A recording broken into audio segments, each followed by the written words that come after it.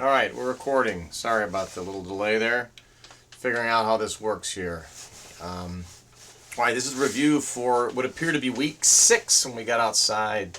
This is in both sections of the soils class, introductory class for civil engineering technology with, I'm not going to call it no math, but the fact that will expose you to the fact that y equals mx plus b and you should know it, but we're not going to beat you over the head with it yet. We were out looking at soils this week and then back in classrooms. So what did we do prior to going out to the town of Carson? Thank you, Kaylee and her family. We did a little bit of pre-work to see what we expected to find out there. We went out and found both some peat and some muck in the wetland.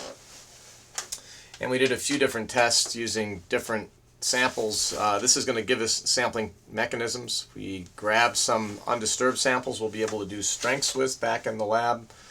We looked at the static cone penetrometer. We looked at kind of the concept of geomorphology and how soils that are formed underwater are called hydric soils. So it's a beautiful area out there. We appreciate going out, and now we have something that we can go back and truth our soil data from the NRCS or the county databases. All right. While we were out there, but also back in class, we looked at this term texture classification of soils, and we'll formally look at, as we go into the lab, as we look at the soil triangle, we'll also look at the soil texture classifications, but also more, dare I say it, mathematical definitions of how we divide soils up into different definitions, either using the USDA's or the Unified Soil Classification System, or eventually for AASHTO, which is the State Highway and Transportation Officials method. Alright, so we looked at circle math, and we discussed both the concept of moisture content and strength. These are kind of key terms because they are used in the definition of other definitions. So, for instance, concrete, we've seen already, has an approximate compressive strength of 4,000 pounds per square inch. That's force over area. What kind of area? The cross-sectional area.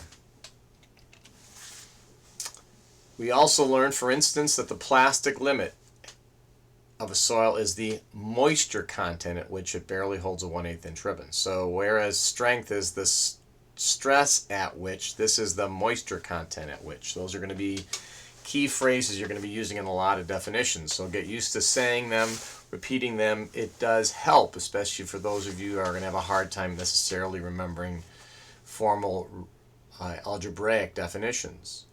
Now, plastic limit is part of a series of limits, the shrinkage limit, the plastic limit, the liquid limit, that are called Atterberg limits, which we'll look at in more depth as we start comparing soils. But the term plasticity is just that kind of sense that soils hold together and can be molded together.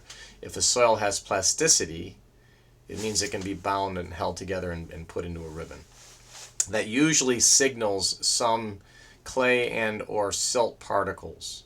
And the more formal mathematics and see how quickly it changes from kind of a plastic type of soil to something more liquid is going to be dependent on what is actually making it stick together. Realize the plastic limit, moisture content, and has no units. It is unitless, but strength does have units. Units of stress or pressure defined as force per unit area or force per distance squared. And sooner or later, some of us will all realize that force is nothing more than mass times acceleration. And you'll be exposed a little earlier to two types of forces in this class, one being the force due to gravity, and the other one being the centripetal force, or the force that either keeps your car on the road going around a curve or sends it flying. So, strength or stress or pressure has units of pounds per square foot or newtons per square meter.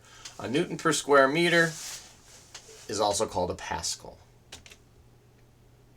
So we've decided, that we can know the definition for moisture content and that it is a ratio.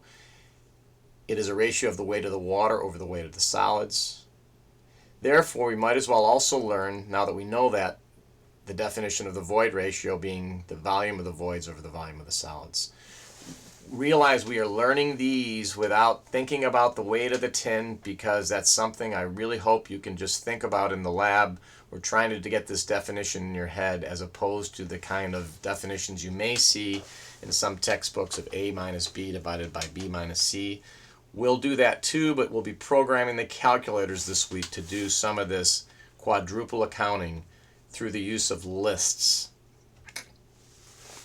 Strength does have units. It is often defined as the stress at which something yields or fails. The term strength will usually have something else attached to it: compressive strength, shear strength, torsional strength. You'll also see it within soils. You'll hear a term bearing capacity. And though we will very often be working in pounds per square foot, our base units, pounds, feet, and seconds, or kilograms, meters, seconds, very often soils are expressed in tons per square foot. A ton is 2,000 pounds. The stress under one of my one-leg balance heels was around 6 tons per square foot or more. And the building capacity, or the building code, assumes only a allowable bearing capacity of about 2 tons per square foot. So you can see that if you can, at least on the surface, not gouge something with your heel, it's probably going to be pretty strong, at least for housing, not necessarily for more substantial structures. Very often you'll hear the term that the foundation pressure cannot exceed the bearing capacity of the soil. That more or less says that the stress should be less than the strength, probably in the order of 2 to 3 times. The ratio of the stress to the strength is very often called the factor of safety. Finally, we decided that circle math was important to get right from the get-go. So we're going to really start keeping track of any time we're given a diameter to calculate the radius, the area, and the circumference. This is going to keep us from grabbing the wrong number if we see them all in front of us. We also kind of did an example in class of what would happen to a volume of a cylinder if you added just a thin layer. I think we used 1/8 of an inch, which is the same as 1/100th of a foot. We examined what would happen if you added a thin layer to a cylinder. And basically what you found was you took more or less the circumference times the thickness, and that gave you the additional volume. That's a key concept later as you get looking at how strength resisted, or how things are resisted in torsion. Adding a little mass out at the edge of something is going to make it much stronger than adding some mass in the middle.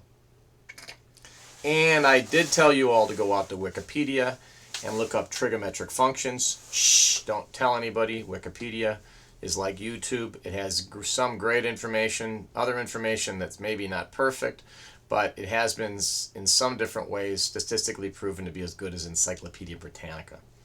Don't hold me to that, but do check your sources. Don't quote it in papers, but on a regular basis you'll be going out and look what other people think, whether it's Wikipedia or YouTube or something like Wolfgram Alpha.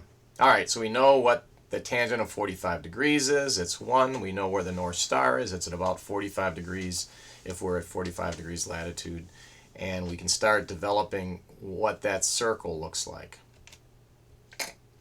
In one class, we did finally get to a point where we quick calculated the unit weight of the soil, which is the weight of the volume, or weight divided by volume, or the weight of one unit, that unit being a cubic foot. We're going to learn about learning normal ranges so we don't throw out numbers that don't make sense. And we finally agree that a pint's a pound the world around. That's an about number. It's not exactly true. It's actually 8.34 pounds equals a gallon. But I also want you to definitely know this at this point in time. In a thirsty world, if I'm looking for a kilogram, give me a very cold liter of water.